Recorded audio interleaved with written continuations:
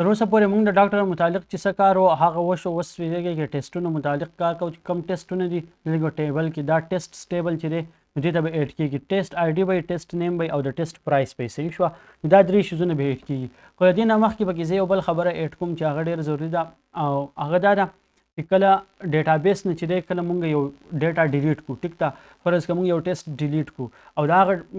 ټیسټونه چې دي څه مریضانو هغه ټیسټونه کړي ټیک ده نو موږ ته بیا پته نه وي چې هلته کې ټیسټ کم پروت و څه ټیسټ شوی و ټیک ده نو مسله به راځي په هغې کې بیا. نو د دې دپاره که لکه فرض که اوس یو پیشنټ راغی او دلته کې یو ټیسټ دی د آر بي سي ټیسټ صحیح شوه او هغه د آر بي سي ټیسټ وشو ټیک ده.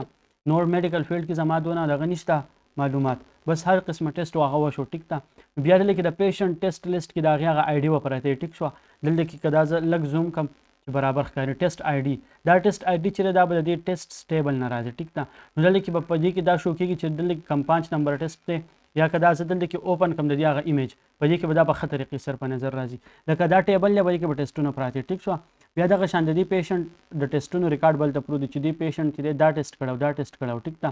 نو چې کله یو پیشنټ چې دی د دې ځای نه د هغه ټیسټ چې دی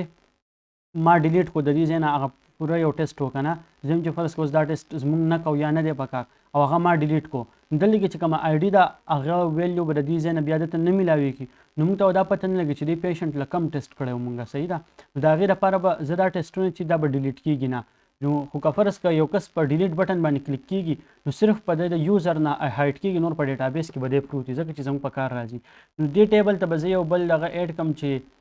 ډیلیټډ یا ډیلیټډ یو سټیټس ورته ایډ کړم ټیک شوه او هغه به 0 ونی که فرض که هغه 0 وي نو مطلب دا چې هغه دغه نه دی نه دی ډیلیټ شوی او که هغه 1 وي نو مطلب دا چې ډیلیټ شوی. نو لږ دا اس کیو ایل دغه کې به زه لږ دغه وکړم چینجز وکړم ټیسټس په دې کې به زه یو فیلډ بل ایډ کړم یو شو پرایس د پرایس ته لاندې به زه دلته کې ایډ کړم چې ډیلیټډ DELETED ټیک شوه او دې ته به زه ولیکم چې بولین ټیک شوه او ناټ نل او ډیفالټ چې دی ډیفالټ به راشي ټرو ټیک ده او دا زه کیپیټل کم خبرې ټیک شو ډیفالټ په ټرو وي ټیک ده. زه به دا وګورم خپل ډیټابیس چې دی هغه به زه ریسیټ کړم دوباره او پې دا کویري رن کړم چې کار کوي که نه. زه به دې ډیټابیس ته راشم دا ټول ټیبل چې دا به زه چک کړم او د دې ځای نه به دا زه کم ډراپ نو دا ټول ټیبل چې دي ډیلیټ به شي دا پرایمري کې چک پتې ختم کړم او یس ټول ټیبل چې دي هغه ترې لاړې صحیح شوه. اوس به زه راشم امپورټ ته هم ډایرکټ ډریګ ډراپ کولی هم شم که دا زه ډایرکټ ډریګ اینډ ډراپ کړم نو زه به داسې کار وکړم چې زه به د دې ځای نه اوپن کړم صحیح ده import او choose file دلته کې به زه د هغې لینک ورکړم دا فایل دی ما اوپن کو او زه به دا امپورټ کړم صحیح ده. نو فایل امپورټ شو که زه اوس راشم سټرکچر ته ټیک شو دا زما سره ټیبل دی د ټیسټ صحیح شوه نو په دې ټیسټ ټیبل کې چې دی ډیلیټډ زما سره راغلی دی 0 1 چې دا کله ونی نو مطلب دا چې دا ډیټا به شو کول نه وي پکار. که زه راشم ډیزاین ته ډیټابیس کولاو کړم د دې ډیزاین زه وګورم نو دې ډیزاین چې دی ټیسټس په دې کې هلته کې ټایني انټ 1 او مطلب د دې ځای نه ماته پته چې دا زه ډیلیټ کړم نو څه به او که نه دلته کې په سټرکچر کې هم د دې انفارمیشن چې دی هغه ښایي بای ډیفالټ په دې کې ونی سوري بای ډیفالټ په دا فایل ځي دې کې ما دا غلطي وکړه بای ډیفالټ په دا فایل ځي ټیک شو ډیلیټډ به نه وي نو زه به یو پیر بیا واپس دا دغه ځای نه هم ایډیټ کولی شم خو زه به دا ډیټابیس نه ټیبل یې ډیلیټ کړم او ډریګ ډراپ به یې کړم مطلب دغه طریقه باندې به یې زه وکړم صحیح ده. لکه زه فایل به چوز کړم دا فایل دی او امپورټ بټن به کلیک کړم آی تھنک زما د ډیټابیس نه ټیبل یې نه وي ډیلیټ شوي دا به زه کوم ډراپ دا به انچک کړم یس بیا امپورټ فایل به چوز کړم دلته به دا امپورټ کړم